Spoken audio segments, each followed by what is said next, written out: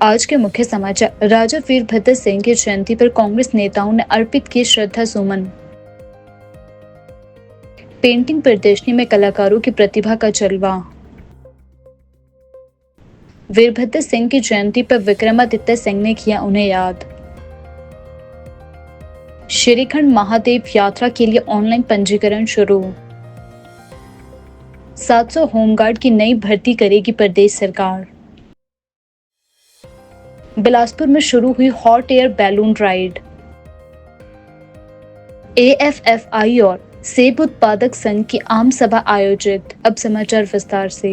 पूर्व मुख्यमंत्री स्वर्गीय राजा वीरभद्र सिंह की जयंती के अवसर पर आज प्रदेश कांग्रेस मुख्यालय राजीव भवन में एक श्रद्धांजलि सभा का आयोजन किया गया। इस अवसर पर प्रदेश कांग्रेस के वरिष्ठ नेताओं, पदाधिकारियों एवं कार्यकर्ताओं ने उनकी छाया चित्र पर पुष्प अर्पित कर श्रद्धांजलि दी तथा इस आयोजन के साथ ही राजा वीरभद्र सिंह को हिमाचल प्रदेश की राजनीति का आधार स्तंभ बताया गया और कहा गया कि उनके योगदान को कभी भी भुलाया नहीं जा सकता। राजा वीरभद्र सिंह एक दूरदर्शी नेता थे जिन्होंने प्रदेश के विकास की नींव रखी। शिक्षा, स्वास्थ्य, सड़क व ग्रामीण विकास के क्षेत्रों में उनका योगदान अत्यंत महत्वपूर्ण रहा है। उनका जीवन हमें जनसेवा की प्रेरणा देता है। सभा में उपस्थित सभी नेताओं ने राजा वीरभद्र सिंह के राजनीतिक जीवन और सामाजिक सरोकारों पर प्रकाश डाला। सभी ने एक स्वर में कहा कि वह न केवल एक कुशल प्रशासक थे बल्कि जनता के सच्चे हितैषी भी थे। मंत्री के रूप में और कांग्रेस पार्टी के संगठन में महामंत्री और वाइस प्रेसिडेंट के रूप में मुझे भी जो है वो काम करने का मौका मिला।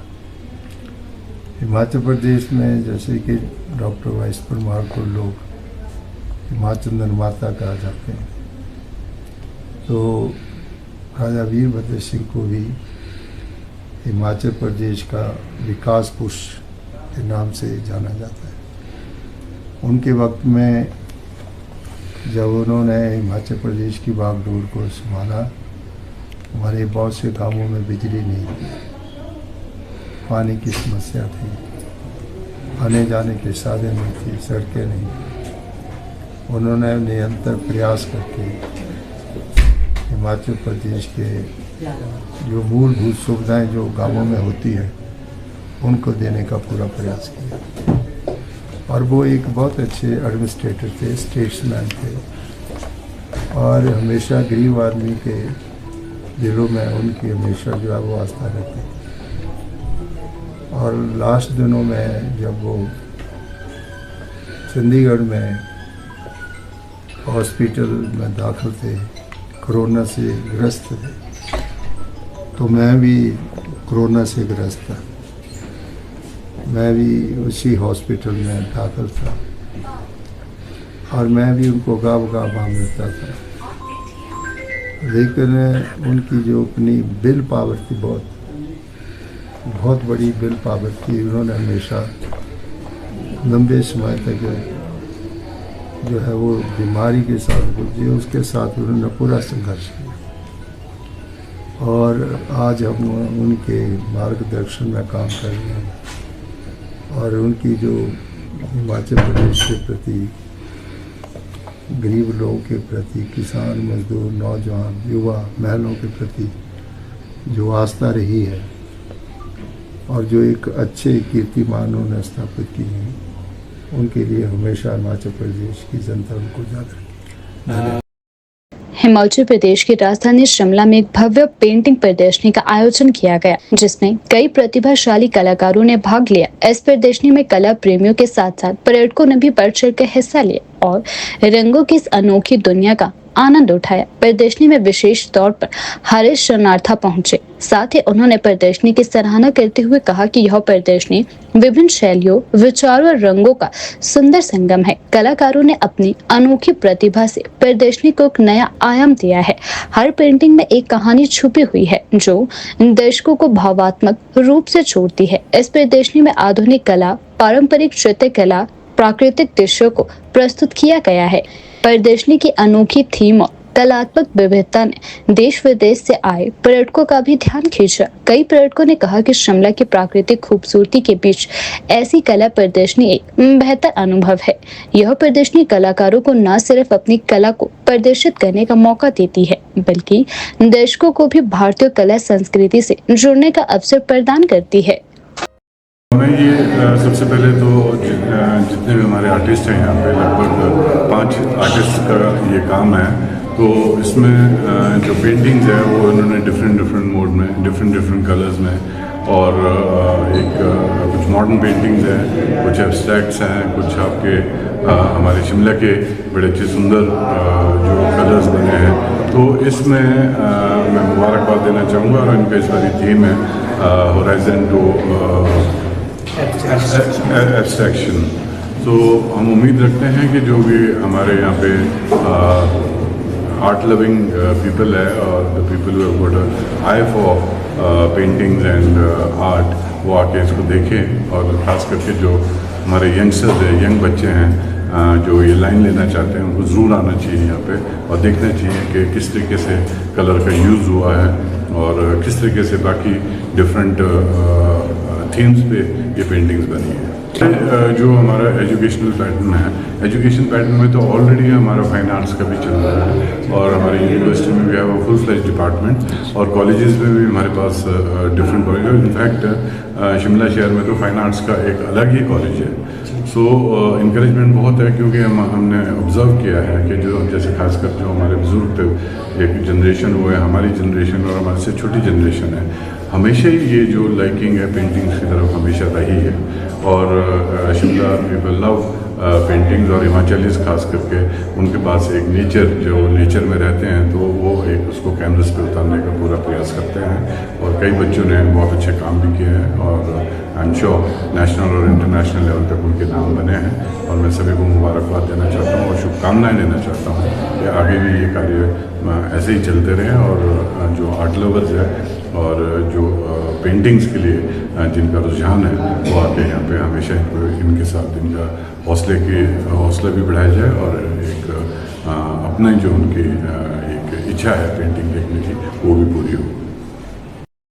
पूर्व मुख्यमंत्री स्वर्गीय राजा वीरभद्र सिंह की जयंती के अवसर पर आज शिमला स्थित प्रदेश कांग्रेस मुख्यालय राजीव भवन में कांग्रेस नेताओं और कार्यकर्ताओं ने श्रद्धांजलि अर्पित की। इस मौके पर उनके बेटे मंत्री विक्रमादित्य सिंह ने अपने पिता को याद करते हुए महत्वपूर्ण जानकारी साझा की। विक्रमादित्य सिंह ने कहा कि आज 23 जून के दिन वीरभद्र सिंह की प्रतिमा का अनावरण होना प्रस्तावित था, लेकिन पूरी कांग्रेस पार्टी ने यह निर्णय लिया है कि यह अनावरण कार्यक्रम अब अगले महीने जुलाई में आयोजित किया जाएगा। उन्होंने कहा कि आज का दिन मेरे पिता स्वर्गीय वीरभद्र सिंह की स्मृति को अर्पित है। उनका योगदान हिमाचल की जनता कभी नहीं भूल सकती। प्रतिमा का अनावरण हम और अधिक व्यापक स्तर पर जुलाई माह में करेंगे ताकि ज्यादा से ज्यादा लोग इस आयोजन का हिस्सा बन सके। कार्यक्रम में कांग्रेस पार्टी के वरिष्ठ नेताओं, विधायकों और कार्यकर्ताओं ने भाग लिया और स्वर्गीय वीरभद्र सिंह के छाया चित्र पर पुष्प अर्पित कर उन्हें श्रद्धांजलि भी दी। वक्ताओं ने वीरभद्र सिंह को एक जन नेता, दूरदर्शी प्रशासक और हिमाचल की राजनीति की पहचान बताया।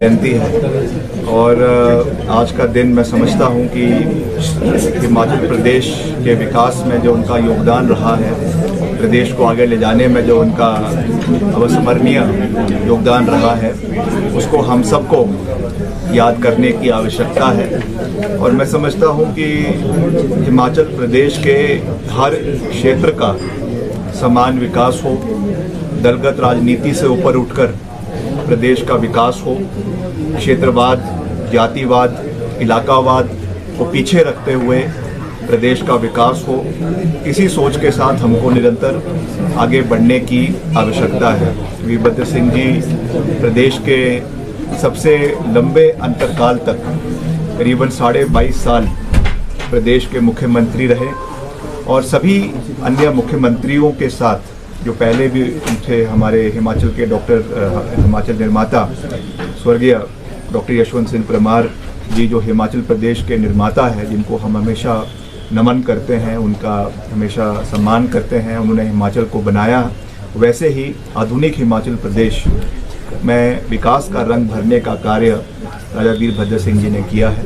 और मैं समझता हूं कि हमें आज के दिन उनके दिखाए हुए रास्ते पे आगे चलने का प्रण लेने की आवश्यकता है और मिलकर बहुत सी कठिनाइयां भी आएगी, बहुत सी परेशानियां भी आती है, बहुत सी दिक्कतें भी आती है, मगर फिर भी हमें निरंतर अपने लक्ष्य पर आगे बढ़ने की आवश्यकता है और प्रदेश का एक समान विकास करवाना यही हमारा मुख्य उद्देश्य है और मुख्य लक्ष्य है और इस राह पर हम हमेशा निरंतर आगे चलते रहेंगे।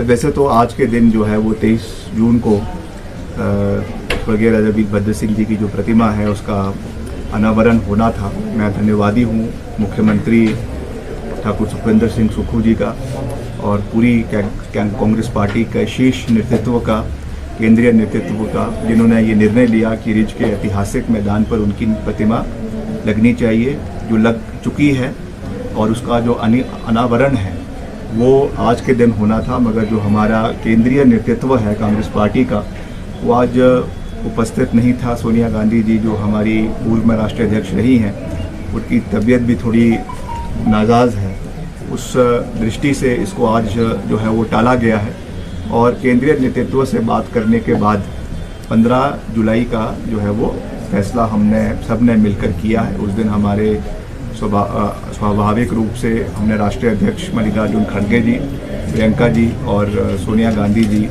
को उसमें आमंत्रित किया है और उन्होंने आने की इसमें जो है वो इच्छा भी जताई है। वो उस दिन उपस्थित रहेंगे और हमारी जो पार्टी की इंचार्ज है श्रीमती रजनी पाटिल जी और निश्चित तौर से जो प्रदेश के माननीय मुख्यमंत्री जी आदरणीय सुक्खू जी और सभी और प्रदेश के कैबिनेट के सभी साथी, पार्टी के सभी साथी और विपक्ष के साथियों को भी इसमें आमंत्रित किया गया है।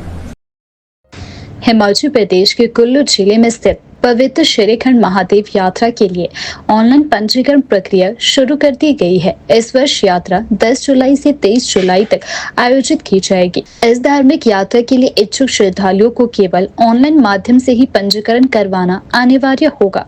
14 दिन चलेगी यात्रा। आधिकारिक रूप से श्रीखंड महादेव यात्रा 14 दिनों तक चलेगी, जिसमें प्रतिदिन अधिकतम 800 श्रद्धालुओं को ही यात्रा की अनुमति दी जाएगी। यात्रा ट्रस्ट के उपाध्यक्ष एवं एसडीएम निर्मल मनमोहन सिंह ने बताया कि पंजीकरण केवल वेबसाइट https://shrikhand-yatra.hp.government.in के माध्यम से किया जा सकता है। प्रशासन ने स्पष्ट किया है कि यात्रा के दौरान बेस कैंप पर केवल विशेष अथवा असामान्य परिस्थितियों में ही ऑफलाइन पंजीकरण की अनुमति दी जाएगी। इसीलिए श्रद्धालुओं को समय रहते ऑनलाइन पंजीकरण करवाने की सलाह दी गई है। पंजीकरण शुल्क किसी भी स्थिति में वापस नहीं किया जाएगा, चाहे वो श्रद्धालु की ओर से यात्रा स्वयं ही यात्रा को कैंसिल क्यों न किया गया हो, मेडिकल फिटनेस में अयोग्यता हो या फिर प्राकृतिक आपदा अथवा प्रशासनिक यात्रों से यात्रा स्थगित हो। अधिकारियों ने चेतावनी दी है कि जो श्रद्धालु तय तिथियों 10 से 23 जुलाई के अलावा यात्रा करते हुए पाए जाएंगे, उनके खिलाफ नियमानुसार कड़ी कार्यवाही की जाएगी। श्रद्धालु अधिक जानकारी और दिशा निर्देशों के लिए आधिकारिक वेबसाइट पर विजिट कर सकते हैं। यात्रा के दौरान सुरक्षा स्वास्थ्य व्यवस्था को लेकर प्रशासन पूरी तरह सतर्क है और श्रद्धालु से नियमों का पालन करने की अपील भी की जा रही है।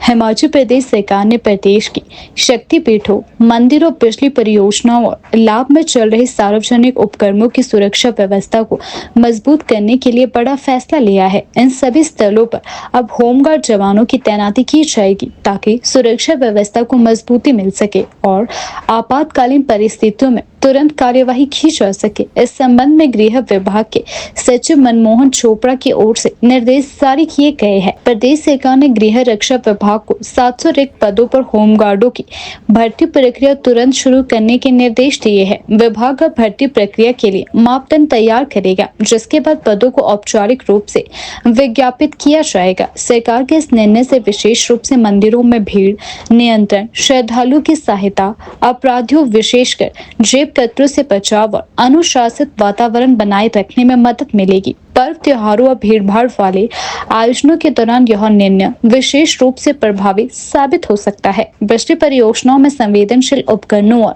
संपत्तियों की सुरक्षा तथा सार्वजनिक उपकरणों में आंतरिक बाहरी सुरक्षा, तोड़फोड़ और चोरी की रोकथाम और आपातकालीन स्थितियों में तुरंत कार्यवाही के लिए होमगार्ड जवानों को तैनात किया जाएगा। इसके अतिरिक्त पुलिस बल को सहयोग देने और कानून व्यवस्था को बनाए रखने में भी होमगार्ड जवानों की भूमिका को महत्वपूर्ण माना गया है।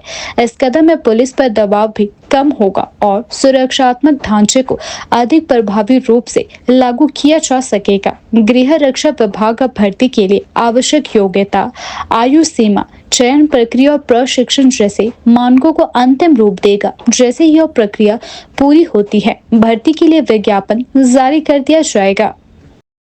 हिमाचल प्रदेश के बिलासपुर में एडवेंचर और नेचर लवर्स के लिए एक रोमांचक पहल की गई है। अब पर्यटक गोविंद सागर झील और उसके खूबसूरत प्राकृतिक दृश्यों का आनंद हॉट एयर बैलून राइड के जरिए आसमान से उड़ा सकेंगे। यह राइड मंडी भराड़ी पुल के पास कीरतपुर नेचौक 4 लेन पर शुरू की गई है। इसके साथ ही पर्यटकों को ऑफ रोड बाइकिंग और पैरा मोटरिंग जैसी रोमांचक गतिविधियों की भी सुविधा दी जा रही है। एक हॉट एयर बैलून राइड के 1500 रुपए निर्धारित किए गए हैं। यह राइड न केवल रोमांचक है, बल्कि पर्यटकों को हिमाचल की वादियों को नए नजरिए से देखने का अवसर भी प्रदान कर रही है। हॉट एयर बैलून एक विशाल गुब्बारा होता है जिसे गर्म हवा की मदद से उड़ाया जाता है।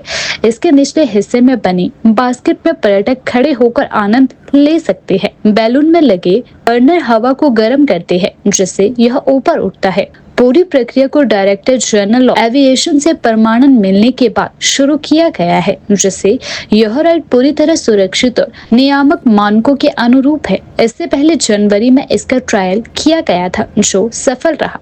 अब इसे आम पर्यटकों के लिए नियमित रूप से शुरू कर दिया गया है। एडवेंचर कंपनी के प्रबंधक अजय ने बताया कि इस तरह की पहली राइड है जो बिलासपुर को पर्यटन मानचित्र पर एक नई पहचान देगी। इस पहल से न केवल स्थानीय पर्यटन को प्रोत्साहन मिलेगा, बल्कि स्थानीय युवाओं के लिए रोजगार के नए अवसर भी प्राप्त होंगे।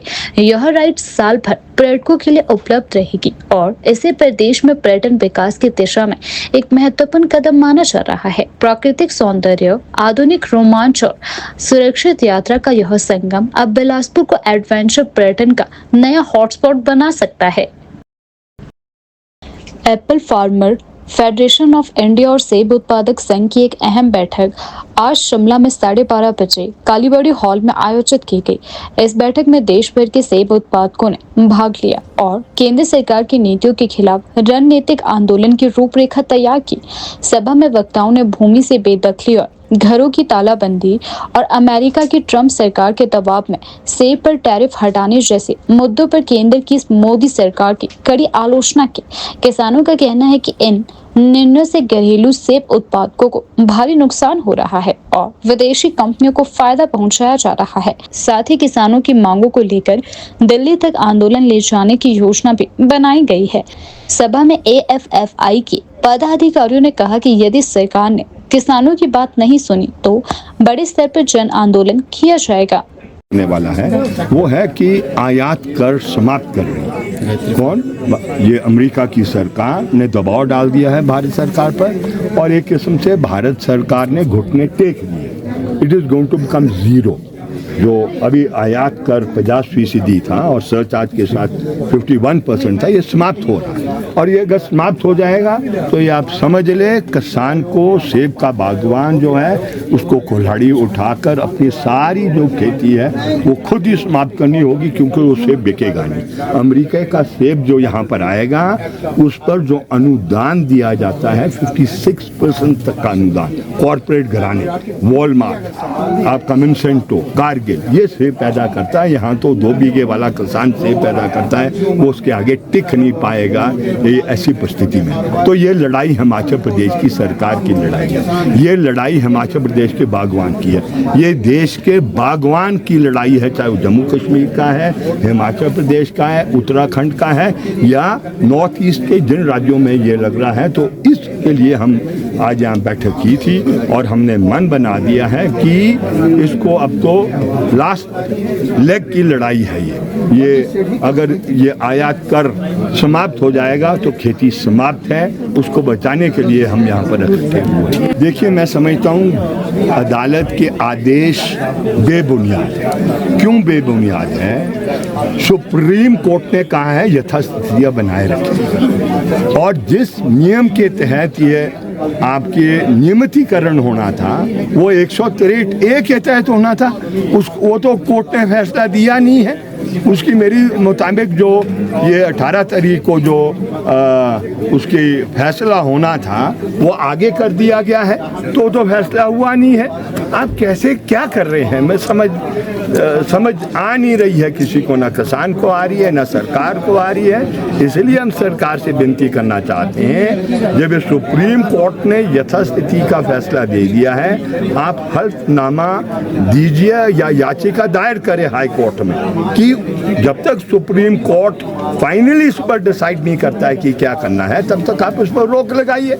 लेकिन ये सरकार जो है ये इस कार्य को नहीं कर रही है, और ये सबसे दुखद बात है। और ऐसा लगता है सरकार इस प्रश्न को सही तरीके से समझ नहीं पा रही को लेकर के भी दूसरा मुद्दे को लेकर आज ट्रेड के नाम पर वो बराबर धमकियां दे रहा है, और हर मुल्क को, हमारे मुल्क को भी धमकियां दे रहा है। तो ट्रेड का सवाल क्या है? वहाँ का सेब यहाँ आ जाए, सेब के सवाल को लेकर, और जो कस्टम ड्यूटी है वो और कम होनी चाहिए। उनका मुतालबा यही है, खुली छूट मिले। जो बाकी देशों का सेब है, ख़ास तौर पर अमेरिका की तरफ से उनको या खुली छूट मिले, तो लाजमी तौर पर जहाँ तक हमारे सेब का ताल्लुक है वो कहाँ जाएगा? वो पिस जाएगा, और उस पर नुकसान होगा, उस ग्रोवर को नुकसान होगा, इस इंडस्ट्री को नुकसान होगा। ये भी बड़ा मुद्दा है, जहाँ और लोगों के भी मुद्दे हैं इसके साथ, ट्रेड के साथ जुड़े हुए। वहाँ एप्पल फार्मर्स की तरफ से एप्पल के मुतालिक भी ये बड़ी अहमियत का हामिल मुद्दा है।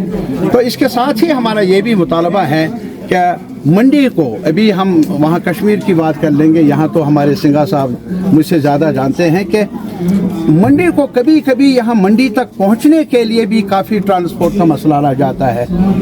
हमने वहाँ देखा कि रुकावटें भी हो जाती हैं, कभी कभी रोड बंद हो जाता है, कभी कभी मुख्तलिफ मामलात की वजह से वो जो फैसिलिटेट होना चाहिए वो ऐसा नहीं है, रेट्स भी ज़्यादा हैं। तो इसलिए ये मुद्दे हैं सारे जिसमें हमारा मुतालबा है सरकार से कि उनकी जिम्मेदारी है कि वो एप्पल ग्रोवर्स की मदद के लिए सामने आ जाए। और हमने आज ये भी फैसला किया है कि जहाँ तक क्रॉप इंश्योरेंस का सवाल है, कश्मीर में तो यहाँ तो बड़ा ये ऐलान किया जाता है, बार बार दोहराया जाता है प्राइम मिनिस्टर की तरफ से, प्राइम मिनिस्टर बीमा योजना, लेकिन फसल बीमा योजना, लेकिन कश्मीर में उसका नाम निशान नहीं।